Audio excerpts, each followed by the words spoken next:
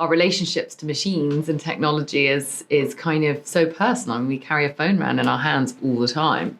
Probably spend more time with our phone than our friends, really, nowadays, which is so sad. Which is the truth, and that's probably true for so many people across the world.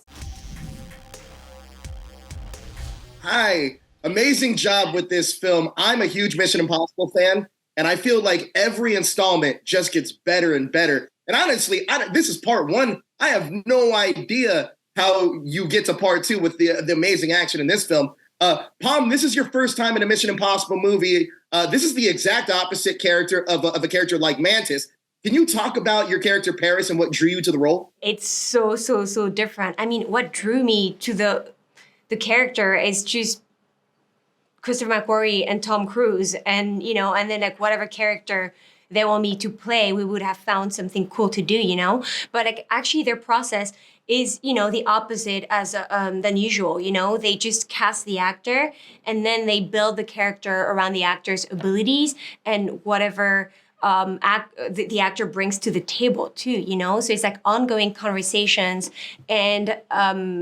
It's just we just create it together, So that's amazing because we have a lot of freedom as well. There's like a lot of scenes, moments. Like there's like also on the train at some point, there's like a heart that I draw. It was like improvisation, it was like never written in the script. I just did it, So there's so much freedom with working with them. Now, Vanessa, we get introduced to your character in Fallout, but the White Widow appears here in this film.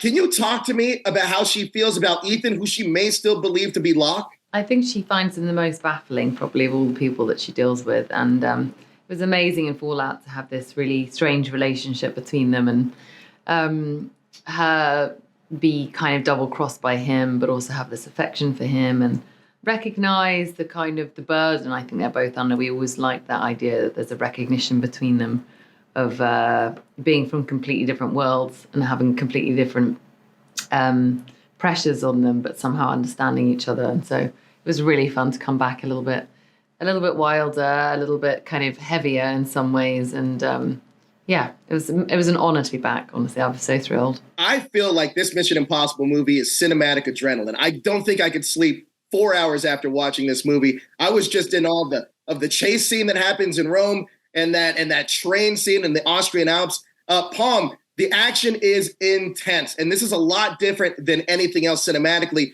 How do you compare the Mission Impossible action to anything else? And how does Tom Cruise elevate that? Oh, my God. It's mind-blowing, He's so inspiring. He always pushes himself, challenges himself.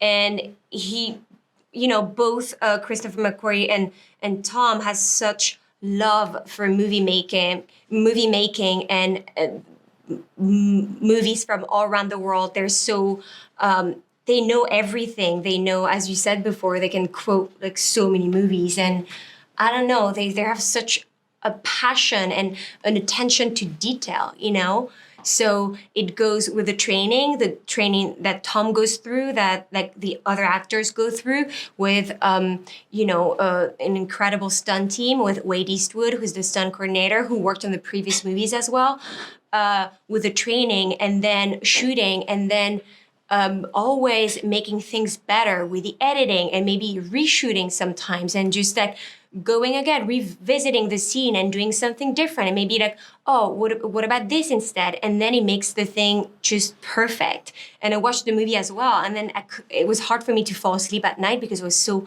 excited. I was like, oh my God, what have you done? What have we done? It's like, it feels like a masterpiece. It's mind-blowing. It really does. That train scene I could watch about 100 more times. It is incredible. Now, Vanessa, the technology in this movie and the past Mission Impossible movies has almost felt science fiction, whereas the AI and the entity in this movie is so relevant. Talk to me about what you think about this being a cautionary tale and what you hope audiences take away from that aspect of the film. Yeah, it's interesting to think that Tom and Chris had the idea for this movie years ago and then it's developed and it's come out now.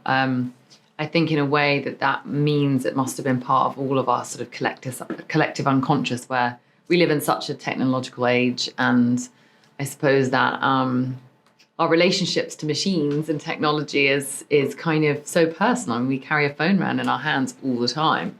Probably spend more time with our phone than our friends, really, nowadays, which is So sad. Which is the truth, and that's probably true for so many people across the world. So I think movies incredibly relevant, and I think it probably is a question not just for, it's for everybody, no matter who you are. I think your relationship to it and how you feel about it, and what's facing everybody, I think. Congratulations on this film. It is brilliant. I cannot wait to see it again. It is so fantastic.